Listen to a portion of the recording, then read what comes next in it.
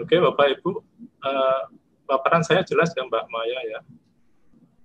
Jelas, Pak. Oke. Saya mulai dari sinyaleman ini ya. Nanti beberapa yang Pak Hendro kurang cocok nanti kita diskusi di akhir saja.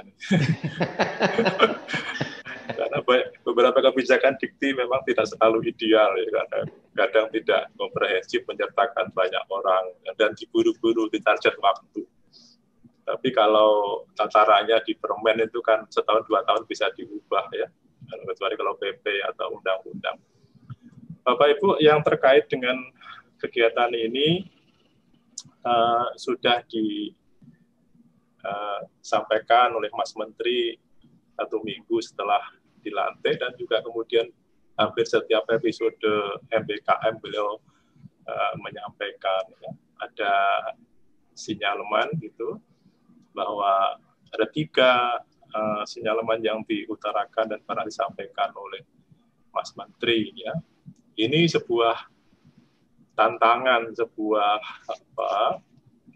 tadi challenge ya untuk kita semua, dan melalui kegiatan inilah wahana untuk membuktikan bahwa apa yang dikhawatirkan, apa yang dinyatakan oleh Mas Menteri itu tidak benar ya, bahwa gelar tidak menjamin kompetensi, itu harus kita jawab ya.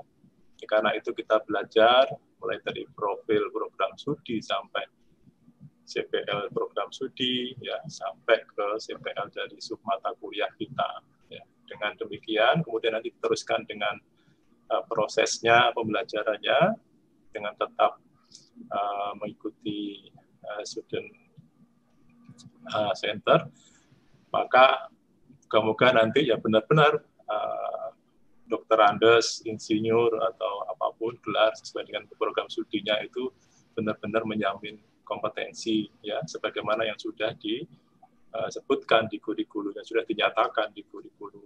Kemudian juga Mas Menteri menyatakan kita ini memasuki era di mana kelulusan tidak menjamin kesiapan berkarya. Nah, karena itulah MBKM itu jawaban dari sinyaleman beliau sendiri. Ya. Beliau menjawab dengan program MBKM ini. Ya. Nanti Pak Hendro juga sudah sering menyampaikan ya, bedanya kolam renang dengan kolam lautan. Gitu ya. Tapi ini bukan nyanyian, ya, ini benar-benar harus kita lakukan. Walaupun itu seakan-akan idealis ya, bagi banyak institusi itu bisa diwujudkan ya. Yang penting kita optimis ya, kita positif bahwa apa yang nampak itu di awang-awang itu harus kita nyatakan, karena semua berawal dari mimpi ya. Bisnis juga berawal dari mimpi. Kemudian yang ketiga ya ini yang agak akreditasi ya, itu sebenarnya terkait langsung juga Bapak Ibu ya. Beliau menyatakan bahwa kita memasuki era akreditasi itu tidak menjamin mutu. Itu harus kita buktikan, harus kita jawab. Ya. Jadi benar-benar bahwa kita mendapatkan predikat baik, ya, mendapat predikat baik sekali, itu benar-benar sesuai dengan kenyataan yang ada di lapangan. Karena itu BAN juga sekarang berbasis OBE, ya. Dan semua pengakreditasi, pengsertifikasi sudah kalau di agama itu jumhur ulama pendidikan atau jumhur ulama di akreditasi itu menggunakan OBE. Ya. Nanti setelah ini ada sedikit saya singgung terkait dengan itu. Nah itulah Bapak Ibu, jadi kita menjawab 3 sinyaleman ini melalui kegiatan ini terutama. Tentu saja masih ada kegiatan yang lain, misalnya dosen penggerak dan lain-lain, itu harus kita ikuti juga dengan seksama, sehingga memang benar-benar kompetensi yang dipersyaratkan di Undang-Undang Guru Dosen, ya, di PP 37 tentang dosen, itu bisa kita penuhi, dan juga termasuk yang di edaran-edaran Permenpan terkait dengan hasil karya kita. Bapak Ibu, saya mulai dari pengelolaan perguruan tinggi. Ini aras kedua dari kalau kita bicara pendidikan tinggi. Aras pertama itu pengelolaan pendidikan tinggi, yang paling luas cakupannya. Urusannya Mas Menteri itu ya, bahkan Presiden juga. Nah, aras yang kedua yang lebih kepada Menteri juga, Dirjen juga, yang kemudian diserahkan juga kewenangannya ke rektor, ke pimpinan perguruan tinggi, adalah pengelolaan perguruan tinggi. ini Bapak Ibu yang paparan yang saya nggak tahu, seingat saya ini juga pertama kali dibuat oleh Pak Endro juga ya. Karena 2005 itu saya sudah membaca di bawah slide itu ada tulisan Endro gitu ya. Namanya Bu Ilah 2000 berapa itu sudah ya. Cuman nanti dimodifikasi banyak orang termasuk saya yang mau dia karya aslinya arsitek itu saya dietrek-etrek ya karena jadi jelek gitu ya. Nah ini esensi intisari dari pengelolaan perguruan tinggi kita. Jadi ini yang harus kita pahami, tidak hanya kita tahu standar pendidikan tinggi, kita tahu SPMI, kita tahu pangkalan data atau PDDikti, tapi juga kita memahami sedalam-dalamnya. Nah, Bapak Ibu, di dalam proses SPMI itu sendiri saya katakan bahwa di dalamnya ya OBE itu, baik dalam aras kurikulum, dalam aras akreditasi maupun dalam aras standar, semua juga melalui siklus ya, bisa melalui siklus. Tapi saya lebih kepada keterkaitannya saja, bukan menjelaskan esensinya, termasuk apa saja yang terkait dengan sistem penjaminan mutu yang kita lakukan. Nah, statuta, pertama statuta. Ini memang tidak terkait langsung ya, tapi bagaimanapun ini akan mempengaruhi kualitas atau keberhasilan sistem penjaminan mutu kita. Karena statuta adalah awal muasal dari ketentuan yang ada di perguruan tinggi kita. Kemudian mulai lebih dekat adalah Renstra ya. Karena di dalam Renstra itu ada visi misi kita di sana yang nanti harus konsisten dengan standar kita, konsisten dengan CPL kita, terutama profil program studi kita. Kemudian ada lebih teknis lagi, ada IKU dan IKT. Kemudian juga yang lebih penting lagi di dalam sistem penjaminan mutu, kemudian nanti yang akan dipotret oleh SPME di dalam LKPS maupun LKPT adalah tracer study. Nah, inilah kegiatan-kegiatan utama kita agar sistem penjaminan mutu itu bisa kita capai. Ya.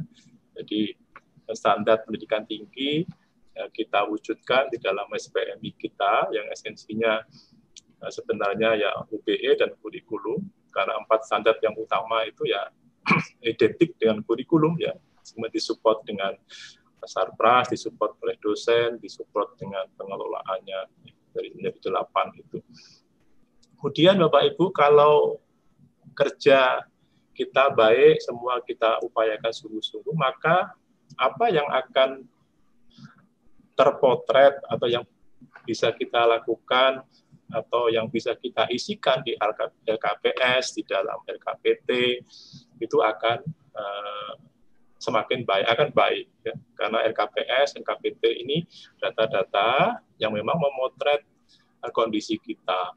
Ya, mengapa tracer study? Ya, karena di kriteria 9 itu memang hasil dari tracer study kita.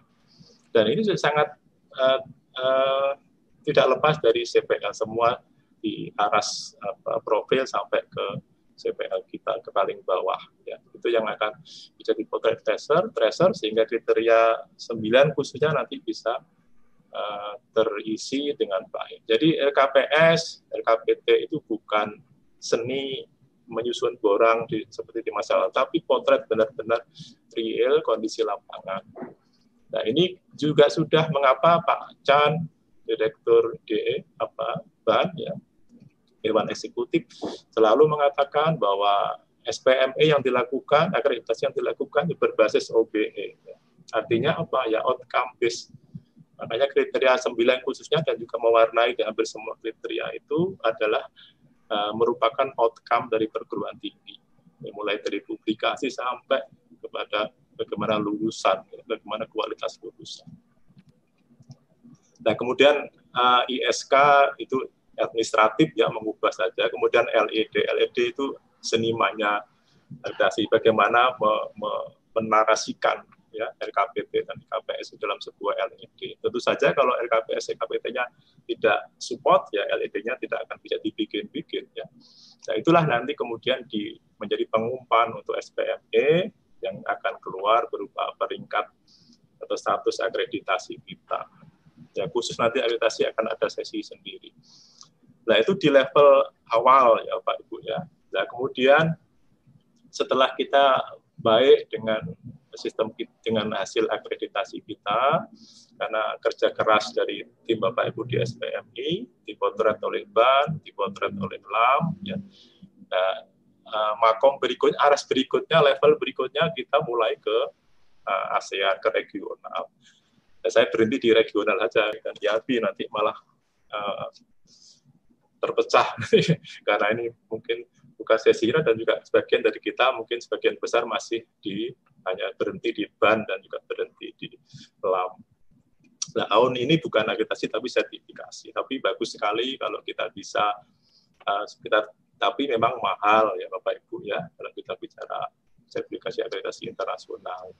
AUN sendiri 3 tahun yang lalu ketika saya masih ya dengar di beberapa kali terlibat itu sekitar 18.000 US gitu, untuk ngurus AUN. Nggak tahu Pak Endro nanti kalau ITS itu berapa. APED yang Amerika ini malah paling nggak 35.000 US ya. Mungkin bisa mencapai 40.000 US. Nah itu kan bisa pingsan kalau PTS kita bicara angka itu ya. Nah, makanya saya katakan tadi ya kita berhenti di BAN dan LAM itu sudah sangat baik ya. Mungkin 5 tahun lagi, 10 tahun lagi kita baru bicara regional dan juga nasional. Nah, Bapak Ibu, kerja keras kita kemudian dipotret oleh masyarakat, ya. Oleh masyarakat atau pihak pemangku kepentingan yang lain, misalnya klasterisasi yang dilakukan oleh Dikti, ya, yang mengambil data dari SIMKAT Mawat, dari Sinta, dari Simanis dan lain-lain. Nah, itu melengkapi sebenarnya esensi utama tetap dari kerja keras dalam kita di SPM kita, ya, kemudian ditambah dengan atribut yang lain, kemudian kita bisa ketahui klaster kita ada di mana, ya, kasta kita ada di mana, kita masuk ke 1 atau masuk ke 2, dan kita sendiri tahu bahwa sebagian besar di 2 dan 3, ya, bahkan di 4. Nah, itulah potret kita, kinerja kita, yang dilihat oleh masyarakat atau pihak lain di luar kita.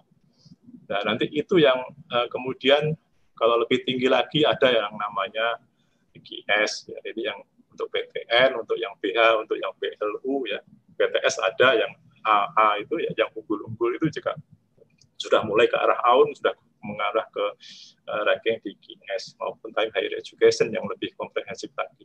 Nah, paling tidak ada beberapa, saya senang juga kemarin ada beberapa PTS kita yang masuk di Webometrik, ya, atau ICU, ya. Nah, itulah menunjukkan reputasi perguruan tinggi kita yang akan mempengaruhi bagaimana pandangan masyarakat terhadap perguruan tinggi kita. Dan sekali lagi, semua itu dimulai dari kerja kita di kurikulum OBD ini, yang menjadi esensi, menjadi titik tolak dari semua ke arah nanti bagaimana reputasi perguruan tinggi kita, yang ditambah dengan banyak sekali indikator, banyak sekali ukuran-ukuran. Nah, nanti itu yang disebut kurang lebih reputasi, ya. Jadi reputasi atau potret pemangku kepentingan di luar kita. SPME pun sudah di luar kita, tapi agak terkait langsung karena di kementerian, ya. Tapi kalau terkait reputasi itu masyarakat bebas, ya, dari masyarakat independen luar negeri dan dalam negeri yang memotret kita. Dan sekali lagi itu bukan sesuatu yang direkayasa yang bisa dibikin-bikin, tapi sekarang benar-benar objektif, ya, benar-benar objektif mencerminkan bagaimana reputasi perguruan tinggi kita.